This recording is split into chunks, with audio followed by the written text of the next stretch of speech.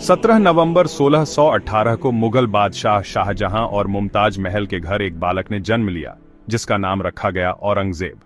यह बालक भविष्य में आलमगीर कहलाया और हिंदुस्तान के सबसे लंबे समय तक शासन करने वाले मुगल बादशाह के रूप में जाना गया। बचपन से ही औरंगजेब में धर्म के प्रति गहरी आस्था, अनुशासन और सरलता थी। वे अपने भाइयों की तुलना में शांत, अध्ययनशील और रणनीतिक प्रवृत्ति के थे। कुरान के अध्ययन में वे निपुण थे और इस्लामी शरीयत की जानकारी रखते थे। 1636 में 18 वर्ष की आयु में औरंगजेब को दक्कन का गवर्नर बनाया गया। उन्होंने अहमदनगर, बीजापुर और गोलकोंडा जैसे सुल्तानों से लड़ाई की और मुगल प्रभुत्व को दक्षिण भारत में बढ़ाया।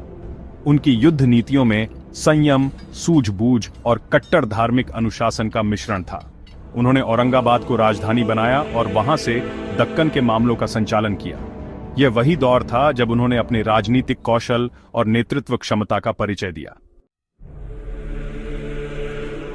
1657 में शाहजहां गंभीर रूप से बीमार पड़ गए। उनके चारों बेटों दारा शिकोह, शुजा, मुराद और औरंगजेब के बीच सत्ता के लिए खूनी संघर्ष शुरू हो गया। 1658 में समरगढ़ की लड़ाई में औरंगजेब ने दारा शिकोह को हराया। मुराद को धोखे से बंदी बनाया गया और बाद में उसकी हत्या कर दी गई। शुजा बंगाल से लड़ने आया, लेकिन वह भी हारकर भाग गया। औरंगजेब ने धीरे धीरे अपने सभी भाइयों को रास्ते से हटाकर 1659 में खुद को आलमगीर नाम से बादशाह घोषित किया।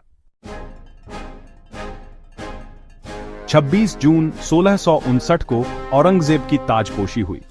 उन्होंने मुगल दरबार से संगीत, चित्रकला और शराब जैसी चीजों पर प्रतिबंध लगाया।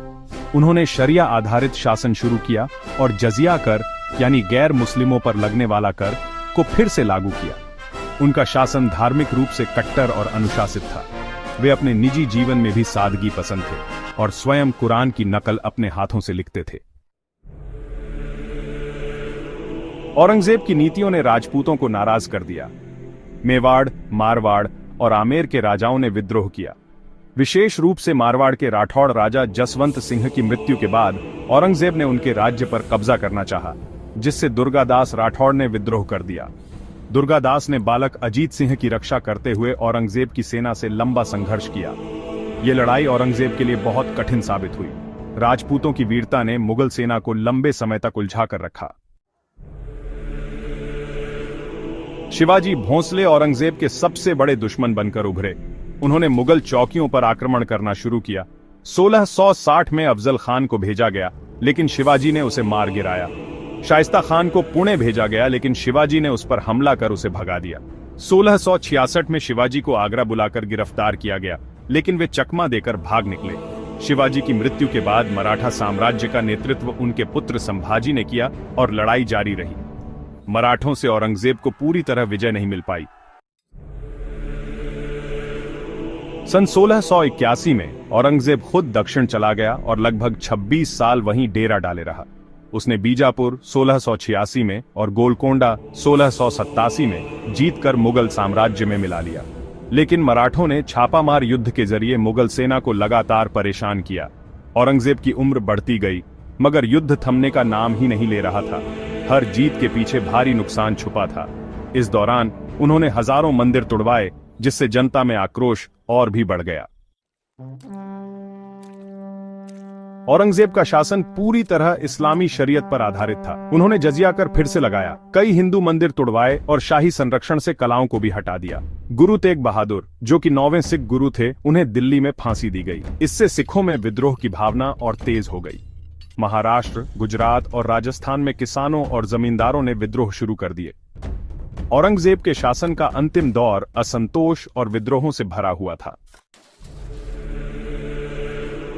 लगातार युद्धों, भारी खर्च और कड़े धार्मिक कानूनों ने मुगल साम्राज्य को अंदर से खोखला कर दिया था। औरंगजेब के जीवित रहते ही अलग अलग हिस्सों में विद्रोह शुरू हो चुके थे। पंजाब, बंगाल, मालवा और बुंदेलखंड में स्वतंत्रता की मांग उठने लगी थी। राजनीतिक अस्थिरता और प्रशासनिक विफलताओं के चलते जो साम्राज्य कभी अपराजेय था, अब बिखरने लगा था। औरंगजेब ने 3 मार्च 1707 को अहमदनगर में अपनी अंतिम सांस ली। अपने आखिरी दिनों में उन्होंने अपने बेटों को लिखा था, मैंने बहुत कुछ पाया, लेकिन मेरे पास शांति नहीं रही। उनकी मृत्यु के बाद साम्राज्य उत्तराधिकार के झगड़ों में फंस गया और धीरे धीरे पतन की ओर बढ़ने लगा।